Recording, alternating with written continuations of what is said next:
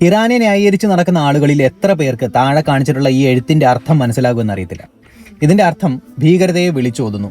അടുത്ത 25 വർഷത്തിനുള്ളിൽ ഇസ്രയേൽ നശിപ്പിക്കപ്പെടും എന്നാണ് അത് എഴുതിയിരിക്കുന്നത്. ഇത് ഏതെങ്കിലും കുളിമുറിക്കുള്ളിലല്ല എഴുതി വെച്ചിട്ടുള്ളത്. ടെഹ്റാനിലെ പാലസ്തീൻ സ്ക്വയറിൽ സ്ഥാപിച്ചിരിക്കുന്ന ഒരു കൗണ്ട് ഡൗൺ ക്ലോക്ക് ഉണ്ട്, ഡൂംസ്ഡേ ക്ലോക്ക്.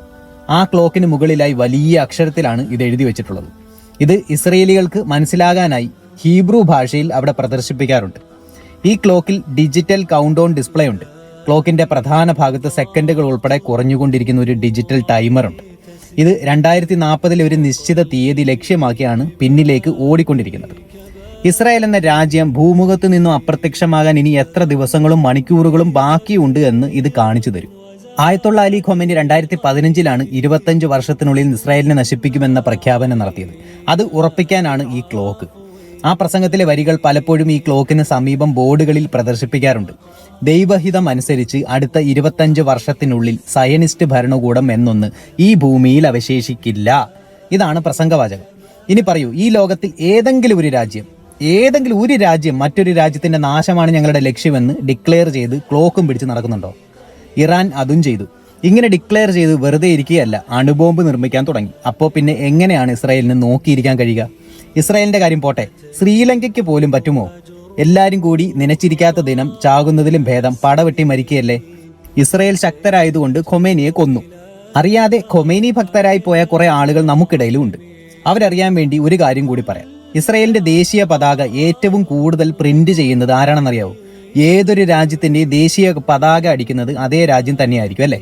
എന്നാൽ ഇസ്രായേലിന്റെ പതാക കൂടുതൽ പ്രിന്റ് ചെയ്യുന്നത് ഇറാനാണ്. എന്തിനാണെന്നോ? ചവിട്ടി തേച്ച് ഉപയോഗിക്കാൻ. സ്കൂളുകളിലും കോളേജുകളിലും ഗവൺമെന്റ് ഓഫീസുകളിലും താഴെ വിരിച്ചിട്ടിരിക്കുകയാണ് ഇസ്രായേലിന്റെ പതാക. ഏതോ വഴിയിലൂടെ പോകേണ്ടിയിരുന്ന മിസൈലുകളെ മാടി വിളിച്ച് തലയ്ക്ക് മുകളിലേക്ക് പൊട്ടിച്ച് മരിച്ചവനാണ് ഖൊമേനി. കയ്യിലിരിപ്പ് നിസ്സാരമായിരുന്നില്ലല്ലോ. തുറന്ന സമൂഹത്തിന്റെ വക്താവായിരുന്ന കാൾ പോപ്പർ ഇങ്ങനെ പറഞ്ഞിട്ടുണ്ട്: unlimited tolerance must lead to the disappearance of tolerance. അതായത് അതിരുകളില്ലാത്ത സഹിഷ്ണുതയുടെ തന്നെ നാശത്തിന് കാരണമാകും. അങ്ങനെ നശിക്കാതിരിക്കാൻ, പ്രതിരോധിക്കാൻ അവർ ബാധ്യസ്ഥരാണ്.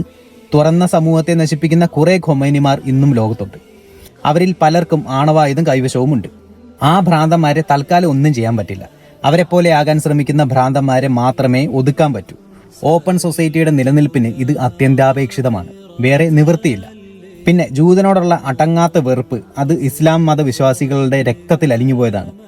1400 കൊല്ലം മുമ്പേ ഒരു പ്രാകൃത ഗോത്രീയ അറബി കുത്തിവയ്ക്കപ്പെട്ട വിഷം ഇന്നും തലയിൽ ഏറപ്പെട്ടവരാണ് ഇന്നത്തെ മുസ്ലിങ്ങൾ.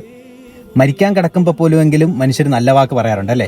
പക്ഷേ മുഹമ്മദ് പറഞ്ഞിരുന്ന അവസാനത്തെ എന്താ? അറേബ്യൻ പെൻസിലയിൽ നിന്നും ഞാൻ ജൂതന്മാരെയും ക്രിസ്ത്യാനികളെയും പായിച്ചിരിക്കും എന്നാണ്. അങ്ങേക്ക് അവസാനമായി എന്തെങ്കിലും പറയാനുണ്ടോ? ഉണ്ട്. എന്താണത് ഗുരുവേ?